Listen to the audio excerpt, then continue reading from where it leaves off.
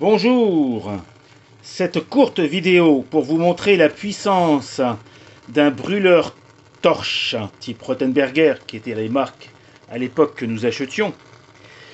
Ce brûleur, à la différence de ceux que je pourrais vous mettre en fin de description, fait donc 300 grammes heure. Il consomme 300 grammes de gaz à l'heure, alors que ceux que j'avais filmés précédemment en faisaient plutôt 140.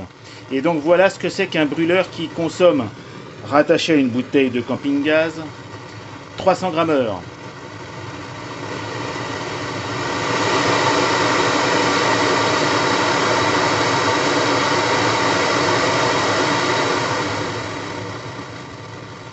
Donc au ralenti, on peut le mettre comme ceci.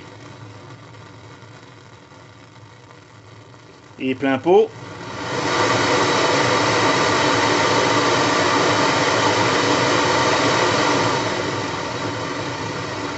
Vous remarquerez que la flamme ne fait pas forcément un cône pointu, zone sur laquelle se concentre en général la chaleur, ce qui nous arrange parce que l'objectif est d'avoir beaucoup de chaleur dans le conduit de la chaudière, mais pas forcément sur un point précis, ce qui pourrait abîmer le premier tube traversant que ce dard assez long pourrait rencontrer.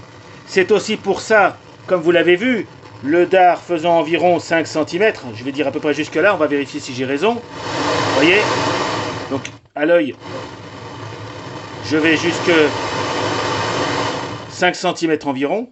C'est pour ça que nous évitons d'avoir le premier tube traversant sur une chaudière.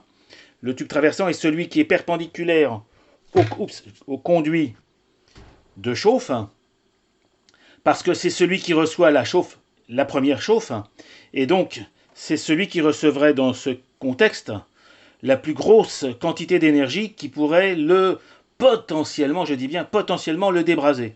Donc c'est pour ça, si vous construisez une chaudière, pensez toujours à laisser un espace d'au moins 5 cm entre votre brûleur et le premier tube traversant qui sera face à lui.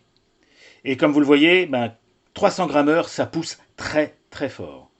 Je vais l'installer sur la dernière chaudière que j'ai récupérée, qui a un tube de chauffe de 32 mm de diamètre, et je vais voir si je sais rentrer ou pas ce brûleur dedans et vérifier la manière dont il refoule ou pas.